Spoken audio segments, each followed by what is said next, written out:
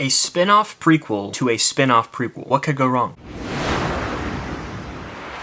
What's going on, guys? I'm Chris, and welcome back to another video. Today I'm giving you my review of the first 4 episodes of Andor, the new Star Wars show that hits Disney Plus on September 21st. There will be no spoilers in this video, so do not worry. And before I give you guys my thoughts on the series so far, make sure to hit that like button, comment down below your expectations or your thoughts on these episodes if you have seen them at the time of watching this video, and be sure to subscribe and hit that notification bell so you don't miss out on any future videos related to Star Wars, reviews, all that good stuff. Alright, so going into Andor, I really didn't have many expectations, and I think that's a good thing because I kind of have burnt out on these Disney Plus shows, both Star Wars and Marvel, The Mandalorian being the obvious outlier, but it feels like a lot of these follow the same template and they just feel like they're spit out of the same machine. But through the first 4 episodes, this show rules. From the first scene of this show, it is vastly different than the previous Star Wars Disney Plus shows, stylistically, and even as we get through the first 4 episodes, story-wise, this is different, and I love that it's confident in that. Obviously, Cassian Andor is a character from the movie Rogue One, which, like I mentioned at the beginning, is a spin-off that kind of sets up how the Death Star plans were stolen leading into the first ever Star Wars movie, A New Hope. But out of the gate, this feels like street-level Star Wars, something that we haven't really explored so far in the franchise. I'd say Rogue One, Solo, and The Mandalorian are like the only other Star Wars projects in recent memory that feel like they've kind of broken from the Skywalker saga mold, and I really have to tip my hat to the creators of the show because it is free fully from the restraints of the Skywalker saga timeline. It is its own individual story, and the show is structured like a slow burn thriller, which is not the typical genre storytelling we get in the Star Wars universe. So far, it's really taking its time to flesh out every single character. Not only Cassian, but Bix is a new character. There's a cute new droid. Stellan Skarsgård's character Luthen plays a pretty big role in the show so far, and the show is taking its time to lay the groundwork for its own world. Like, that's what I have to give props to, is we're getting a lot of world building, and it feels very underground Star Wars, which I'm a huge fan of. Through these first 4 episodes, the characters and the storytelling have taken priority over any connections to the big picture in Star Wars, or any callbacks or Easter eggs to past characters or locations. There are a few lines that obviously connect to what is coming with Rogue One and characters who exist in the universe, but it all makes sense within the confines of this show and the world that this show is building. Cassian Andor was a very mysterious character in Rogue One, and we're learning more about him, and they're doing it in such an effective way. I think the show is using flashbacks brilliantly. A lot of other Star Wars projects recently have kind of let flashbacks overtake the main narrative of the story, but this is doing it wonderfully, and one of my favorite filmmaking techniques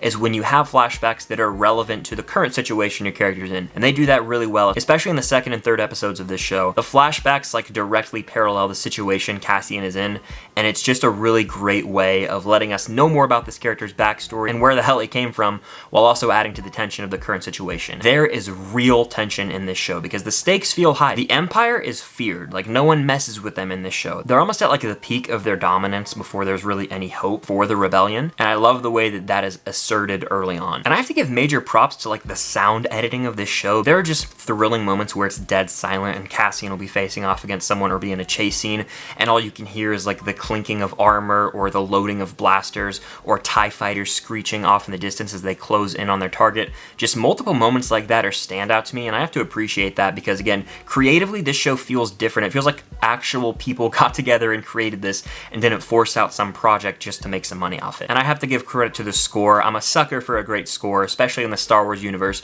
and while this has like tones of Star Wars, it's almost its own thing, and it gave me chills multiple times, especially at the end of episode 3. Chills down my spine, people. I love a good score, and Andor has rocked it with that so far. And if you're a fan of Star Wars Rebels or Rogue One, I think you're really gonna dig Andor so far because you can feel the rebellion at work, and there's just a variety of characters introduced who are willing to put their life on the line for the cause that they believe in, and it's really impactful. I love how we have our main protagonist who's not just a cut and dry good guy. He's sort of a scoundrel who has a broken past and he makes mistakes just like a normal human being. Diego Luna's playing the character so damn well. You can obviously get behind what he believes in, but you also question some of his decisions as well. They're setting the stage for some double crossing, some great spy thriller action, and there's this ragtag feel to it by the end of the 4th episode where it's almost like you can feel a new Star Wars family or group starting to form. How long that will last, I'm not sure. We'll see as the show progresses. But the show has piqued my interest as I have so much curiosity in Cassian Andor's past, as well as the path he's going to take that's going to lead him up to the events that take place in Rogue One. And if you like the heist genre, I really think you're going to have fun with Andor as well, because it seems that we may or may not be headed in that direction, and I'm a sucker for that, so of course